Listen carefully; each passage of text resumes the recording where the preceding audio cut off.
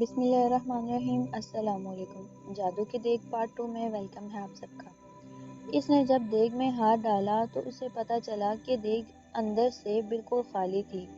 اس نے غصے میں دیگ اٹھا کر درخت کے پیچھے رکھ دی۔ کچھ دیر وہ خزانے کی تلاش میں زمین کھودتا رہا، لیکن اس کے ہاتھ کچھ نہ آیا۔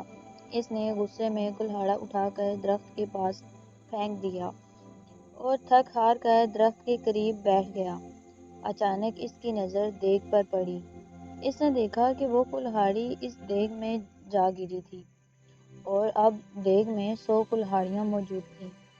وہ ان کلہاڑیوں کو دیکھ کر بہت حیران ہوا۔ ساتھ ہی اسے یہ بھی سمجھ میں آ گیا کہ یہ دیگ کوئی عام سی دیگ نہیں ہے، بلکہ یہ کوئی جادوئی دیگ ہے۔ جبھی تو اس کی ایک کلہاڑی 100 میں تبدیل ہو گئی۔ وہ خوشی خوشی اس دیگ کو اٹھا کر گھر میں لے آیا۔ لکڑہارے نے اس دیگ کو ایک کمرے میں چھپا دیا۔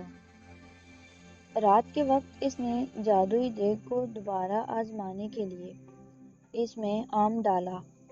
تھوڑی دیر بعد اس نے دیکھا تو دیگ میں 100 آم موجود تھے۔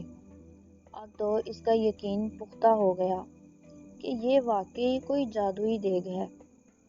وہ اس دیگ سے سونے کے سکے وغیرہ نکال کر انہیں بیچتا رہا اور امیر ہو گیا۔ امیر ہونے کے بعد وہ دوسرے غریبوں کی مدد کرتا تھا۔